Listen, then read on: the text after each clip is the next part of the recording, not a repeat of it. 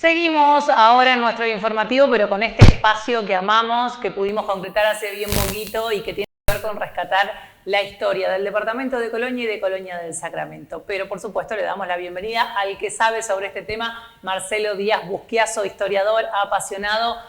Contanos un poquito cómo viene la mano. Bueno, hola Mildred. Y como empezamos en el primer programa sobre los túneles, que fue como una pregunta, yo también quiero empezar este nuevo ciclo con esta pregunta. Para vos, ¿hubo casas de brujas en Colonia del Sacramento? ¿Hay brujas? ¿Hubo brujas? Dicen que es la pregunta. si hubo brujas, seguro que hubo caicasa.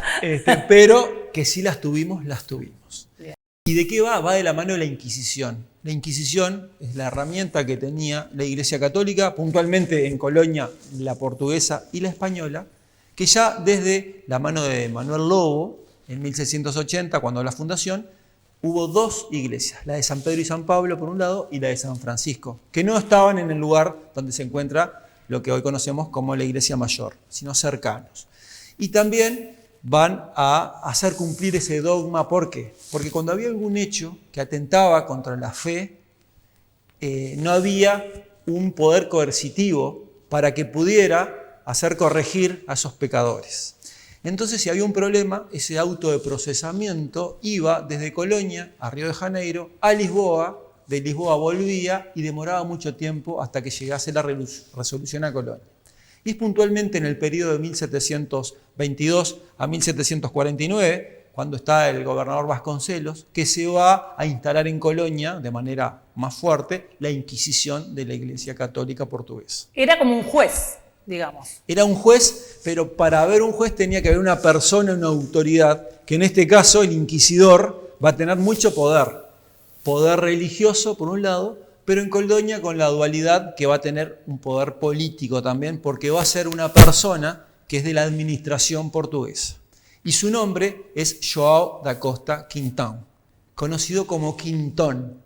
La zona del Quintón, una zona reconocida en Colonia. Muy conocida, adquiere ese nombre porque en esa zona estaban las propiedades de Quintón, como en el mismo pedido, en la zona del General, estaba la del general Pedro Gómez de Figueiredo, que le da nombre a esa zona sobre el arroyo del Molino, como se llamaba antiguamente, desde 1693, hasta la actualidad Arroyo La Caballada. Tenía más propiedad que el mismo gobernador Vasconcelos, que el mismo general más importante que tenía en ese periodo, que era el general del general, Pedro Gómez de Figueiredo, y el inquisidor va a ser quien lleve los autos de procesamiento.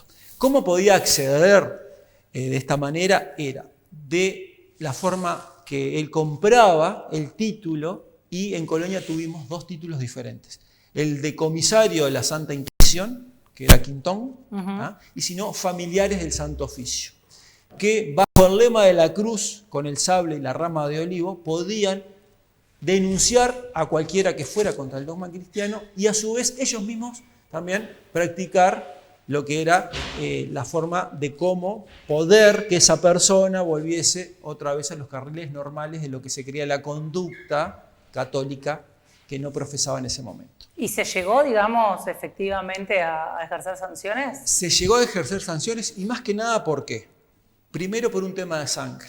Todos aquellos que tenían rasgos de descendencia, de herencia judía, se los denominaba como que eran judaizantes. Entonces ellos tenían que rechazar su sangre judía y ser católicos nuevos, como hubo muchos en esa época, y ahí podían sí estar dentro de lo que son las pautas de la Iglesia Católica. Y a su vez por los delitos sexuales, por la bigamia, homosexualidad, prostitución, pero también contra la blasfema, blasfemar contra Dios, hacer un insulto y invocar a Dios. Y de hecho, durante la historia hubo hasta procesos iniciados a gobernadores de Colonia, porque no acudían a misa, porque antes de la imagen del Santísimo Sacramento se cruzaban de piernas, no se arrodillaban. Bueno, toda esa parte de esta casa de brujas.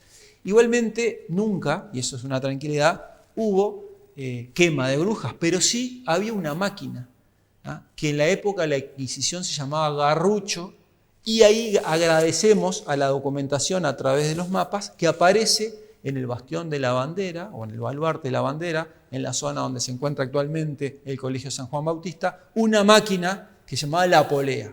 Esta máquina era donde se ataba los miembros superiores y se elevaba a la víctima, ¿sí? Y se lo largaba hasta cercano al piso para que se desmembraran sus miembros.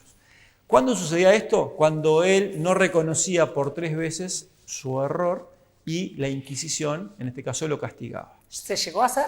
No tenemos el dato, pero sí la máquina. Primero, figura en la cartografía y después figura en un dibujo que es excepcional. En 1763, Siera, que era un cartógrafo y un dibujante de la época, va a hacer una perspectiva de lo que es la plaza de armas, la plaza mayor, como si estuviera en la puerta de lo que es el Museo Municipal. Ajá. Y ahí va a dibujar. ¿Y qué vamos a ver al fondo? Sobre lo que actualmente es la Casa Pou, donde hay un pequeño cañón chiquito y un mástil. Ahí estaba lo que es esta máquina de la Inquisición, la polea. Ahora, ¿hace suponer que si se dibujó en la cartografía se utilizó o no? Y esto, como historiador, si no tengo el documento, yo no lo puedo afirmar. Pero si está la máquina, evidentemente que el que la mandó construir a alguna víctima tiene que haber pasado por la polea, porque es una forma coercitiva de poder hacer esa fe cristiana. Y en este mismo periodo va a surgir también algo relacionado a nuestra historia, la maldición de la monja. Y es también imaginario colectivo, todo se le culpa a la monja. 1931, en la prensa de la colonia, yo buscando información por otras cosas, ya hablaba, ya casi 100 años atrás, de la maldición de la monja. ¿Y eso qué quiere decir? Que hay en el colectivo ciertas imágenes que quedaron de un hecho que, llevado después a una realidad histórica, yo me baso en la investigación también de Herodías Artigas Mariño, él lo va a centrar en este periodo de Vasconcelos, 1722-1749, y a las hijas de un militar, Botelho Lacerda, que era un militar portugués, era general también de las fuerzas de Vasconcelos, y se lo manda a Buenos Aires a estudiar al convento de Santa Catalina, y luego retornan a Colonia. Y a mí, por el tema cronológico, me cierra muy justo. ¿Por qué? Porque en 1762, cuando Ceballos toma Colonia, supuestamente, cuando capitula la fuerza portuguesa y se tienen que ir, estas monjas estaban, que no sé si me dan la edad por también un tema etario. Estamos hablando quizás ya personas 50, 60 años. Que podría ser en la actualidad, pero no sé si en la época colonial. ¿Y por qué se presupone que estas monjas habrían maldecido? ¿Por qué? Porque la capitulación vos podés irte, te expulsan a toda la... Pero ¿qué pasa? Le perdonan la vida a los soldados, a la población, y se embarcan y se van para Río de Janeiro.